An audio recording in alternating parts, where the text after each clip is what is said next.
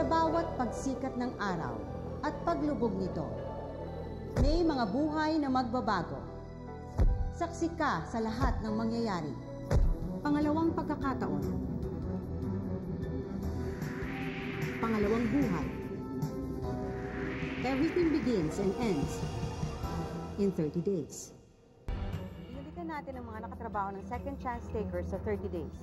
Whatever the approach is na ginamit, Tensyon, nagpapahaba ng buhay sa mga nawawalan ng sila. Ano magagawa ng luha mo ngayon? Ikaw kasi napakadami mong kondisyon. Wala ko tuloy yung trabaho. Isip ko yung nawala na. Pinakinggan din natin ang mga dahilan ng second chance takers kung bakit hindi sila dapat matanggal sa 30 days. Dalawa sa inyo matatanggal. Bakit hindi ako dapat? Meron pa akong ibubuga eh. Una, gustong-gusto ko po talaga bumalik sa trabaho. 30 days will give me that chance. Naging professional ako. Being here lang is okay na sa akin. It's a second chance na in itself eh. Dapat hindi po ako matanggal kasi hindi ko pa, kulang pa yung pinakita ko na dapat ako mag-stay sa show. Kung ano na lang ibibigay sa akin, tatanggal. This time, compared to any other time, I've really tried my best. At pinapili ang jury kung sino sa mga second chance takers ang hindi dapat umuwi ngayon. Day 50 na tayo ngayon. Kalahati na ng 30 days. Kaya dalawa sa inyo ang matatanggal ngayon. Hawak ko na ang resulta ng votes na 50% ng final scores ang katumbas. At ang jury scores, 25% galing kay Lolit Solis, at ang natitirang 25% galing naman kay Boyet De Leon. Nakasaad dito kung sino ang dalawang second chance takers na di na magtatagal dito sa House of Second Chances. Kaya ngayon, tapos na kayong kumain, hahatiin ko kayo sa dalawang grupo at isa ang matatanggal sa bawat grupo. Ang mga kalahok sa unang grupo ay sina Jackie, William, Raven at B-Boy. Dito lang muna kayo at may gagawin tayo. Sa mga hindi nabanggit, kayo ang bubuo ng ikalawang grupo. Diego, Jana, Ana, and Dino. Please excuse us at ang unang grupo muna yung kakausapin ko. Uulitin ko ang sinabi ko kanina, isa sa bawat grupo ang aalis sa House of Second Chances. Kaya isa sa inyo ang uuwi at isa mula dun sa kabilang grupo. Ngayon, ang tanong ko, sino sa apat na lumabas ang dapat matanggal at bakit? William. Sa akin, consistent naman ako sa sinagot ko dati. Sa tingin ko si Dino dahil yun nga, I think he's a very, very tough contender. Okay, B-Boy. Sino sa'yo? Siguro, si Dino. Kasi isa siya sa mga, talaga yun nga, tough contender tsaka malaking threat para sa akin. Jackie. Diego. Check. Raven. Ako, si Dino. Alright. 3 and 1. Maraming salamat sa inyong Group 1. Aalamin naman natin ang sagot ng Group 2 mamaya sa pagbabalik ng 30 days.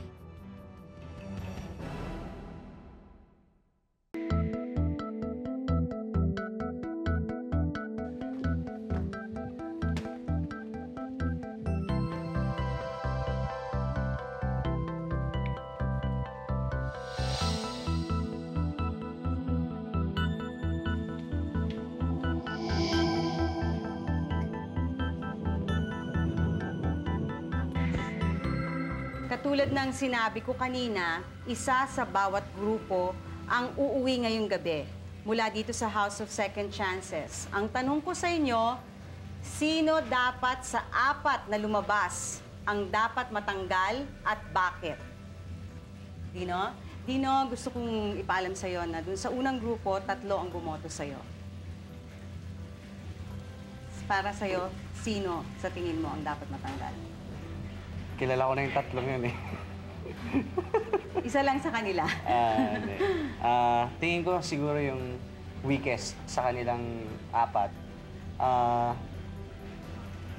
Ang nakikita kong pinakamahina sa kanila siguro si William. Si William yung pinakamahina sa kanila. Okay. Ana, para sa'yo, sa palagay mo? Sino ba? Oh my gosh.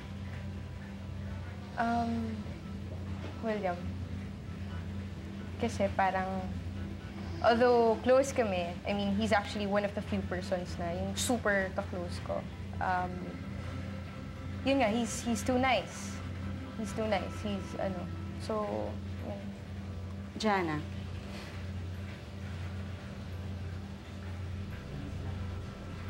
Sino sa tingin mo? Pwede mo ako na lang. Hindi pwede. Kailangan sa kabilang grupo. William. Sa tingin mo, bakit? Kasi hindi ko naman tinitingnan yung mga kasamaan ko kung ano yung mahina sa kanila, kung ano yung pangit. Based dun sa narinig ko, parang yung mahina yung dating, yung kay William, may kulang pa. Okay. Diego, gusto ko rin ipaalam sa'yo na merong isang bumoto sa'yo mula dun sa kabilang grupo at hindi yun si Raven. Okay? Now, sino ang gusto mong matanggal sa kabila? At bakit? Hindi gusto yung term ko na pati sa palagay ko kasi yung nag-who had a weak show and who lacks passion is William.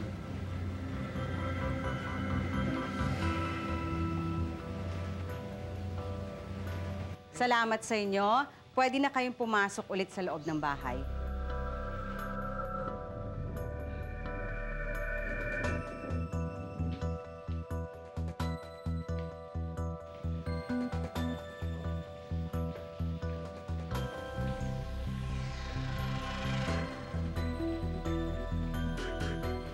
Ito na ang pinakahihintay ng lahat. Malalaman na natin kung sino ang magtatagal pa at kung sino ang dalawang pauuwiin mula rito sa House of Second Chances sa pagbabalik ng 30 Days.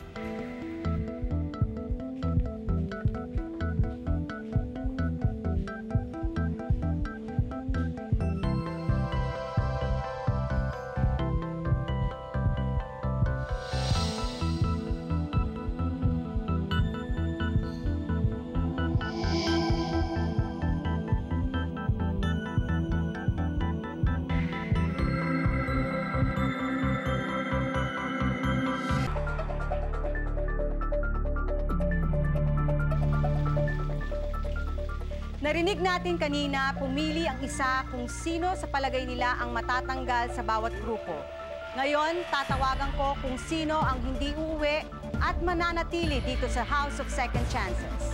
In no particular order, 4 ang tatawagan ko mula sa dalawang grupo. Beginning with Group 1.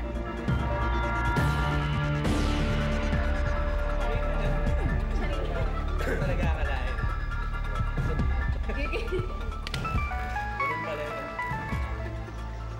Hello? Raven, Yes? you still have your second chance. Thank you.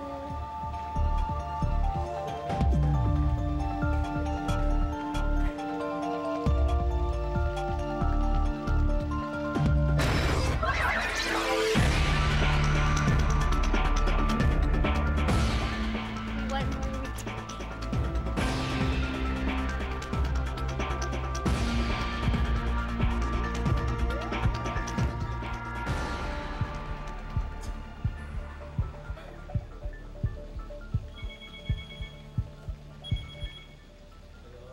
Diego, samahan mo kami dito ni Raven. Thank you.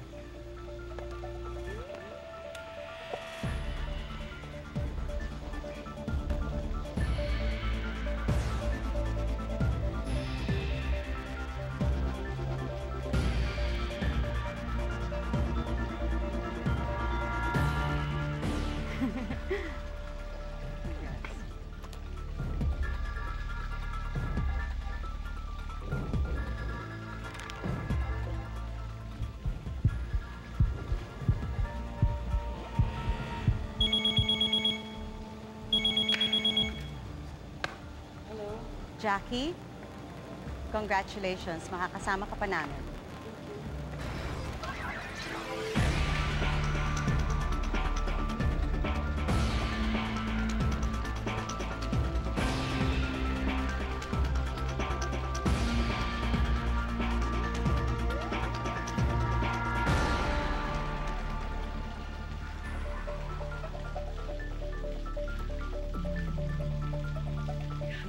ilalim.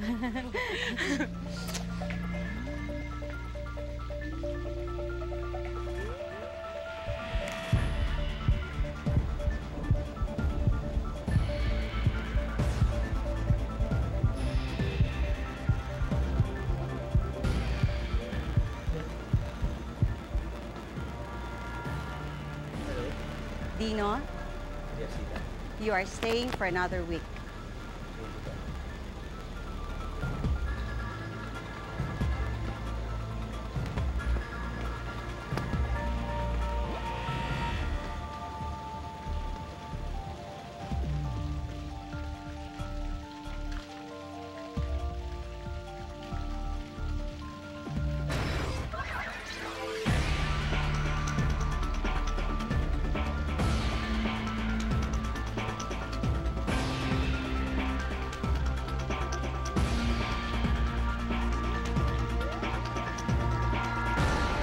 Congrats.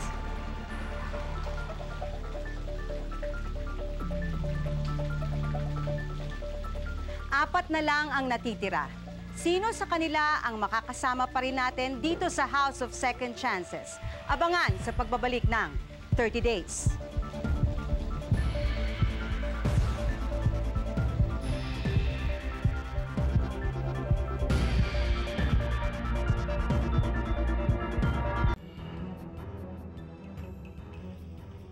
Dalawa na lang mula sa Group 1 at dalawa din sa Group 2 ang natitira. Base sa combined votes ng viewers at ng jury, silang apat ang may pinakamababang average sa linggong ito. Isa sa bawat group ang magpapaalam ngayong gabi.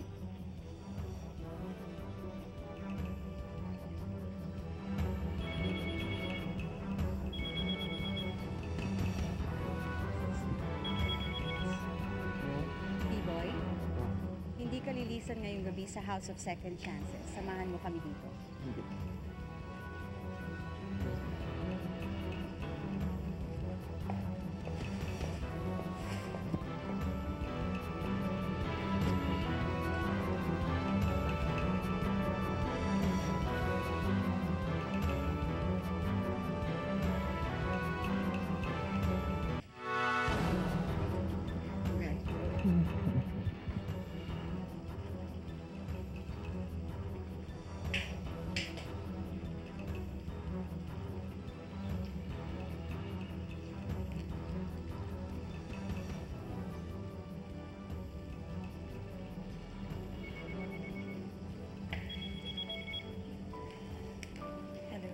Jana? Yes. Halika at makisalo ka sa amin dito.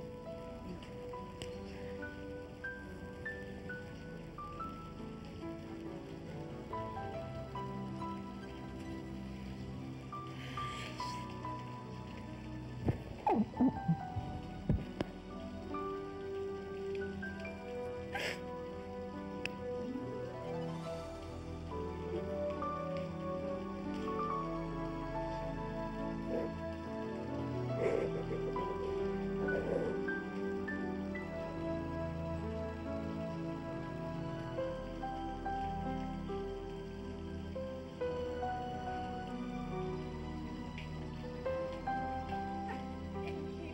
Congratulations.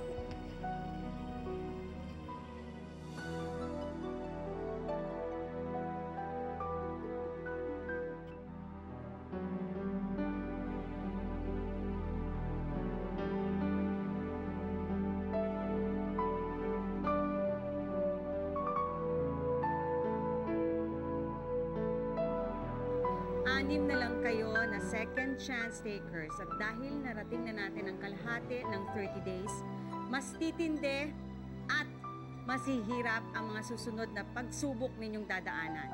Kung sa tingin ninyo marami nang nabago sa buhay ninyo sa nakaraang 3 linggo, umasa kayo na mas malaking pagbabago ang inyong haharapin beginning day 16 in your search for a second chance, a second life. Dito where everything begins and ends in 30 days.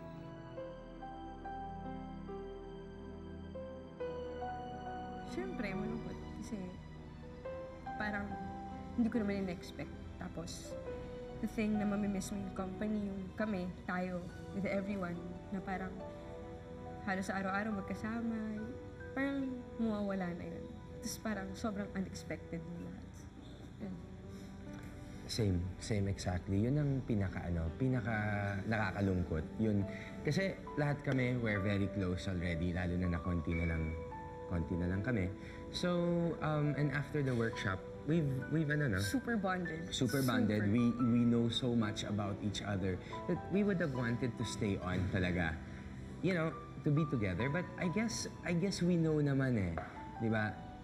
It's really gonna get to this point. Parang the only consolation we have is when we get to go out together. Yes. If it's just better than going out alone na mag-isa. Kasama ko dad ko.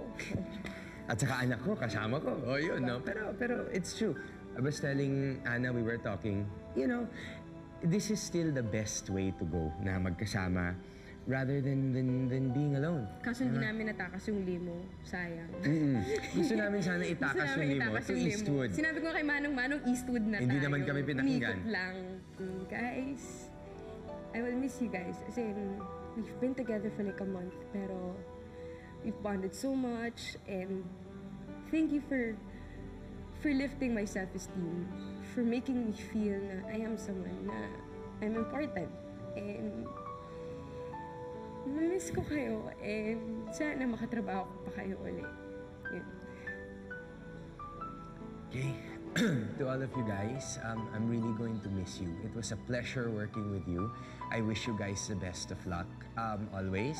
And I guess to the staff of 30 Days and the experience of being in 30 Days, lahat ng natutunan ko, all of the experiences that I've had have enriched me in my personal life and also in my professional life. So all of these experiences, all of the lessons, talagang I treasure them and I hold them to my heart, and I'm so thankful for this once-in-a-lifetime experience. For our second chance. Yes, for our second chance.